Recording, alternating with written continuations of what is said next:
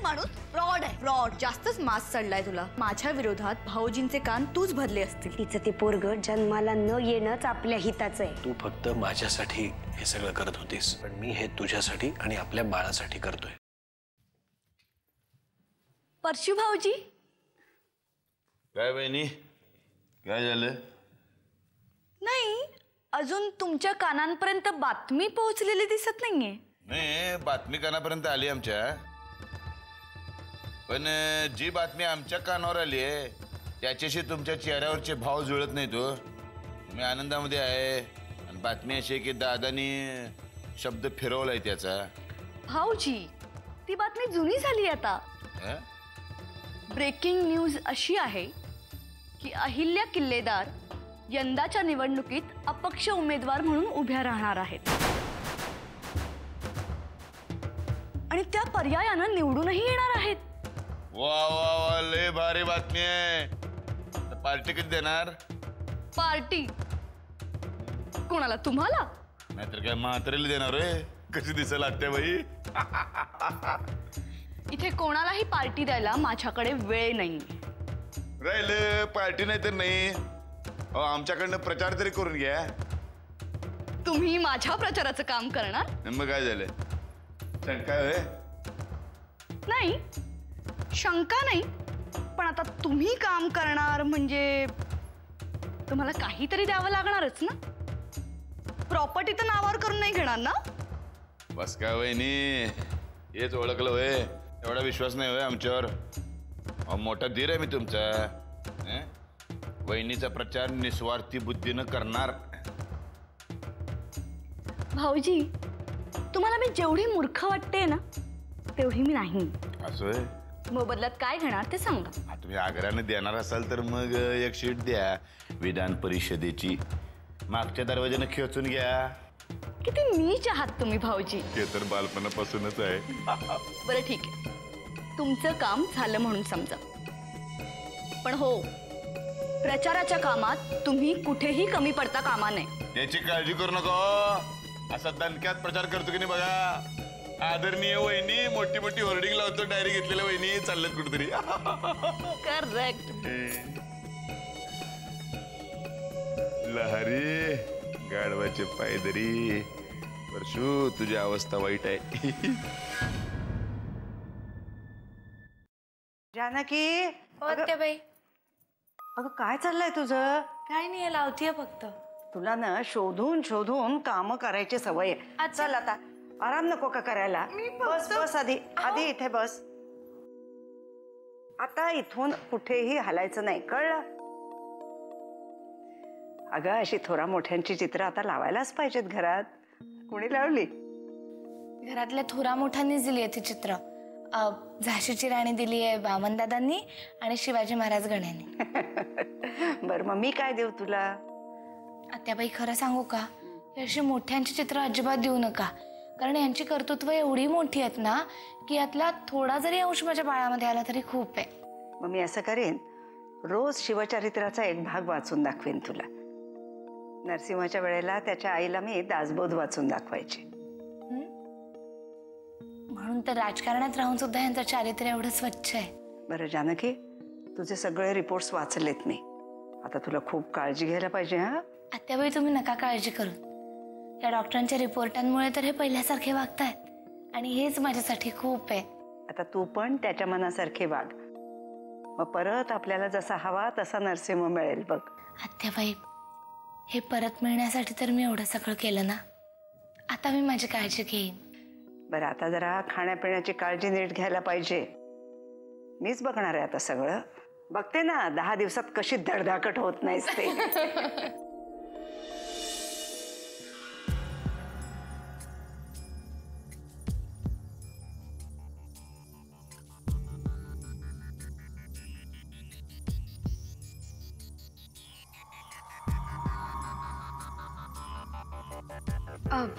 ताई,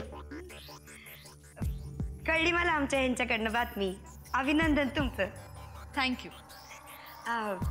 जोरदार तयारी चालू झाली असेल ना आता? म्हणजे काय? त्यासाठीच बाहेर चालले. ऐका ना, आम्हाला लक्षात ठेवा आणि काय काम असेल तर नक्की सांगा. हो ग बाई, जाऊ मी आता? नाही, एक आठवण करून द्यायची होती.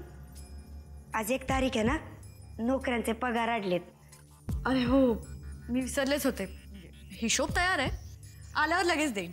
मी काय म्हणते, तुम्ही कशाला त्रास घेताय? म्हणजे तुम्ही आता फक्त निवडणुकीच्या कामात लक्ष द्या. घरातली बारीक सारीक कामं करीन की मी. तुला नक्की काय म्हणायचंय?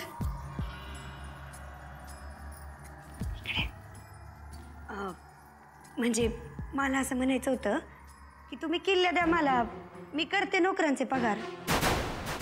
तुझं डोकं ठिकाणावर आहे ना? तू माझ्याकडे किल्ल्या मागतेस. अहो नाही, तसं नाही म्हणलं. आता मी पण किल्लेदारांची सूनच आहे, तर मी केली बारीक सारीक काम, आता काय फरक पडतो? उगाच फालतू बडबड करू नकोस. जानकीचा काटा काढण्यासाठी मी तुला जवळ केलं, किल्लेदारांची सून म्हणून नाही. उगाच डोक्यावर बसायचं नाही.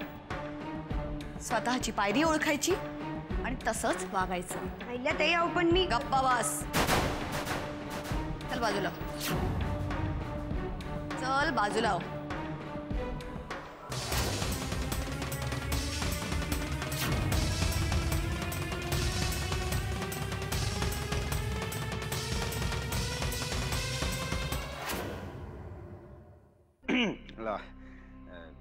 नमस्कार व्याई साहेब. मी आपल्या सुगंधाचा काका हो, बाजाजीराव बोडके. नाही, पहिलीच भेटे म्हणलं ओळख करून घ्यावी.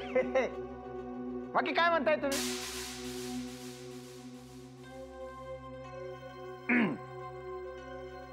बसायचं नव्हतंच हो मला. फार बसत नसतो मी. बाकी काय म्हणताय? निवडणुका जवळ आल्यात आता, कामं जोरदार सुरू असतील ना तुमची? हा, चांगलं आहे, चांगलं आहे. माणसाने कसं सतत काम करत राहिलं पाहिजे या मताचा आहे मी. सतत कामं करणारी माणसं लय आवडतात आपल्याला. आता या पोरीसाठी हिता आलो म्हणून, नाही तर मी बी लय काम करतो. सतत कामातच असतो मी. हा, त्यामुळं तुमची आणि आमची अशी गट्टी जमणार बरं का. तुम्ही झालात, जावई बापू झाले, कशी दिलदार माणसं एकदम. जावई बापू नेहमी तुमच्याबद्दल बोलतात माझ्याकडं, म्हणजे चांगलं. हा,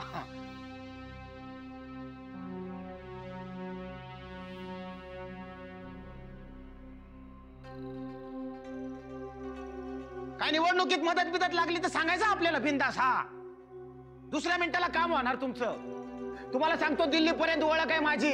एकदा काम हातात घेतलं की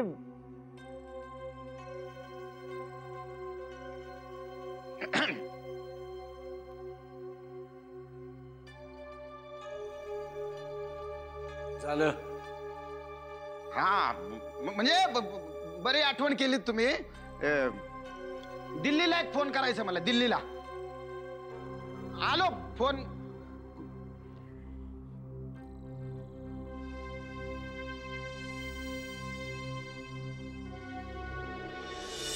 जानकी, तू कधी असा विचार करत बसलीस का की आता आपण प्रेग्नंट आहोत वगैरे? म्हणजे असं का विचारतेस? काही नाही ग, सहजच. मी तर सारखा असा विचार करते आणि ना मला खूप मजा येते ग. म्हणजे बघा, माझा भाऊ किंवा बहीण आणि माझा मुलगा किंवा मुलगी एकाच वयाचे असणार आहेत.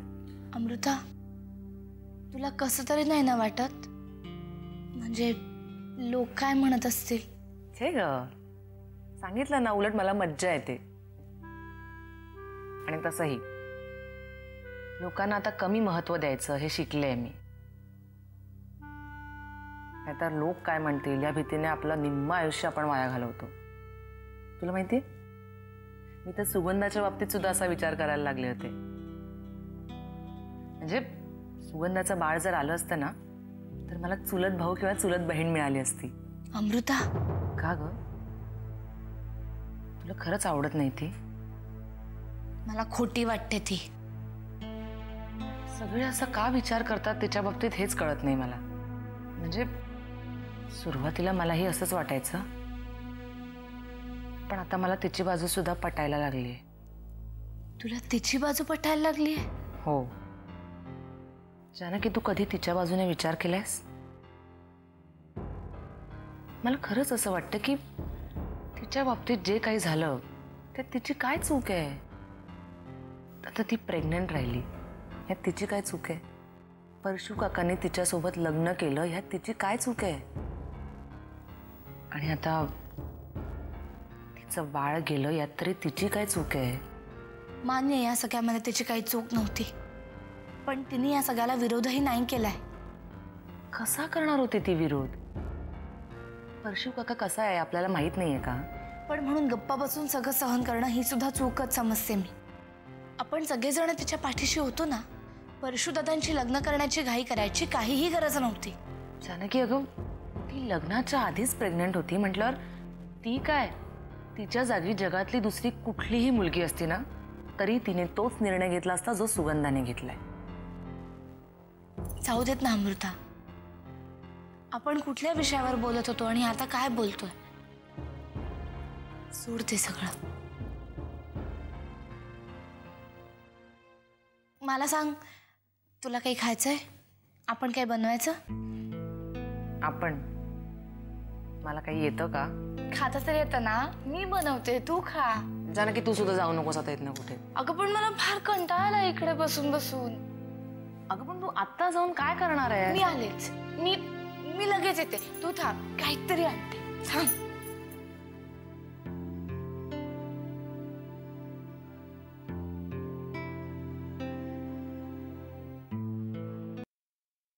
यंदाच्या पोटनिवडणुकांच्या बाबतीतली सगळ्यात मोठी ब्रेकिंग न्यूज आमच्यापर्यंत पोहोचली आहे, आणि ती म्हणजे नरसिंहराव किल्लेदार यांच्या वहिनी अहिल्या वामन किल्लेदार यांनी आज अपक्ष उमेदवार म्हणून पोटनिवडणुकीचा फॉर्म भरला. आणि आश्चर्याची बाब अशी की त्यांनी हा उमेदवारीचा अर्ज नरसिंहराव किल्लेदार यांचे सहकारी श्रीराम पाटील यांच्या मतदारसंघातून त्यांच्या विरोधात दाखल केला आहे. या त्यांच्या खेळीमागे नक्की कोणतं राजकारण शिजतंय हे अजून कळलेलं नाही.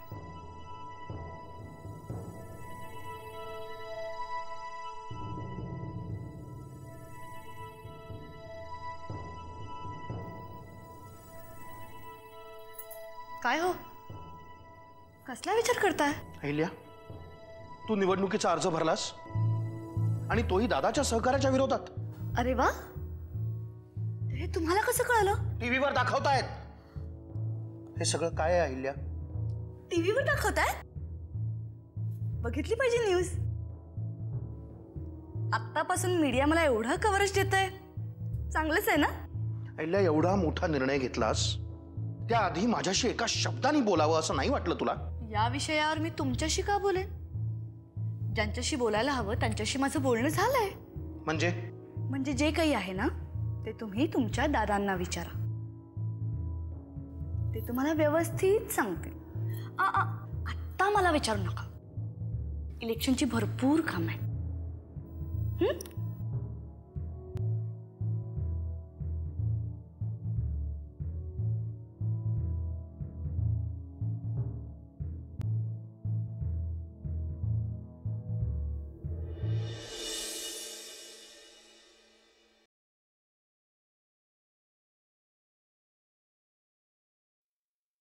साहेब, श्रीराम पाटलांशी एकदा बोलून घ्यायला हवं होतं तुम्ही.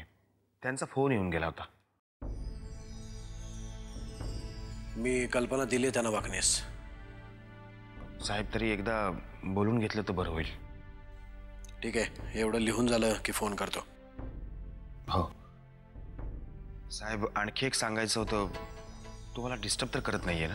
बोला वाकणीस, हे सगळं काही तुम्हाला नवीन नाही आहे. हो साहेब, पण तरीही एकदा वाचून बघा.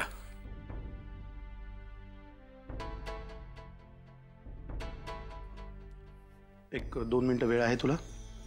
जरा महत्वाचं बोलायचं होतं. बस ना, बोल.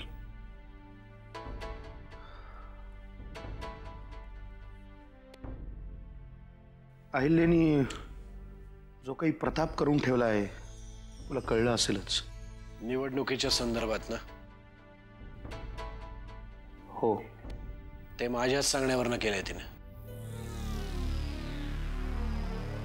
काय? तू सांगितलंस तिला उमेदवारीचा अर्ज भरायला? हो, अरे पण का? कारण मी तिला आश्वासन दिलंय मी तिला निवडून आणीन म्हणून.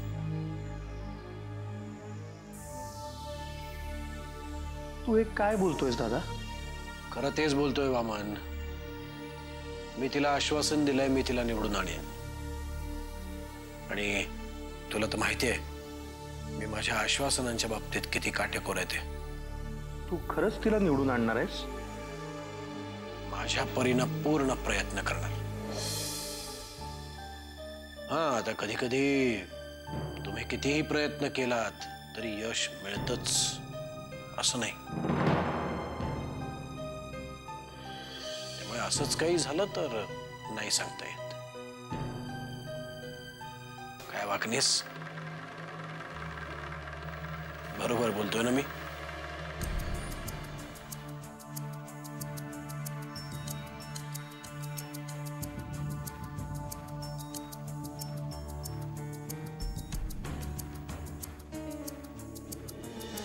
दादा,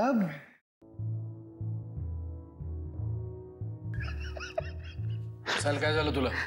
मी सिरियसली बोलतोय. Of course of course. मी पण आता बघ ना केवढा सिरियसली हसतोय. ग्रेट ग्रेट आहेस तू. ग्रेट वगैरे काय नाही, पण चांगलं काय आणि वाईट काय हे मला कळतं. म्हणूनच आम्ही सगळेजण तू बरा व्हायची वाट पाहत होतो. मलाही रिफ्रेश झाल्यासारखं वाटतंय. Good, very good.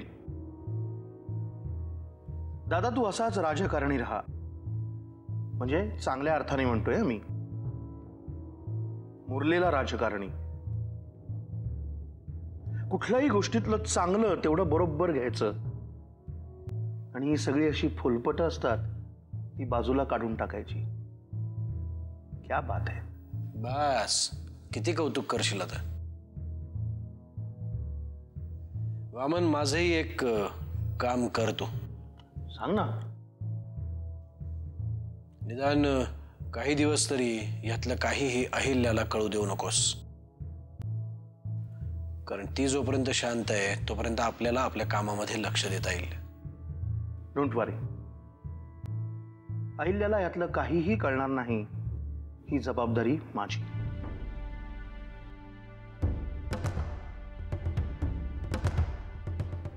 वाखनीस, वाचून झालं का नाही? झालं ना साहेब. मग काही दुरुस्ती? नाही साहेब, सगळंच एकदम परफेक्ट आहे. परफेक्ट. दादासारखं.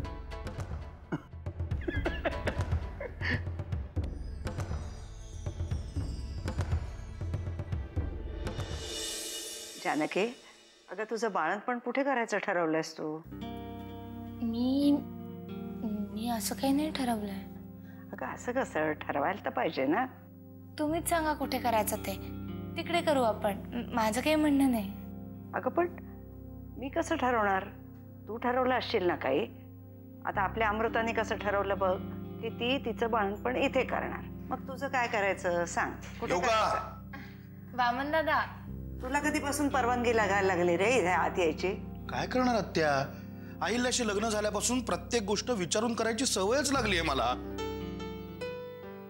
तिला नॉक केल्याशिवाय दरवाजातून आत आलेला आवडत नाही ना. मला सवयच लागली आहे बघ. आणि तुला तिची मर्जी मोडवत नाही. हा? ते पण एक आहे. हो ए पण ते जाऊ दे. अहिल्याचं राहू दे ग. मी खरं तर जानकीची चौकशी करायला आलो होतो. कशी काय तब्येत?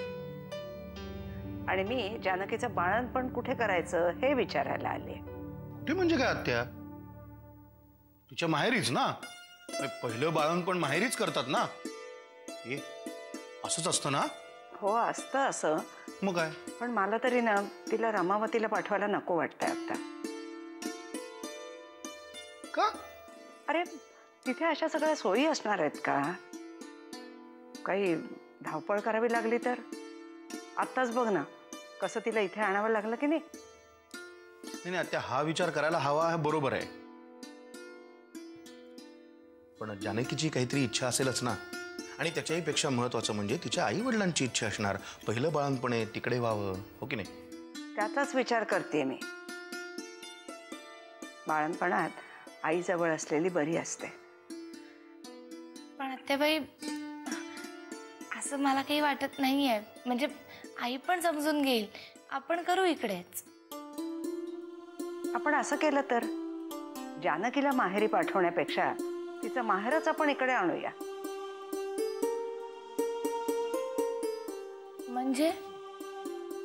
म्हणजे तुझ्या आई वडिलांना आता फोन करते आणि विचारते की बाळणपण होईपर्यंत तुम्हीच दोघं जण का नाही इकडे येत राहायला. कशी काय वाटते कल्पना? लय भारी.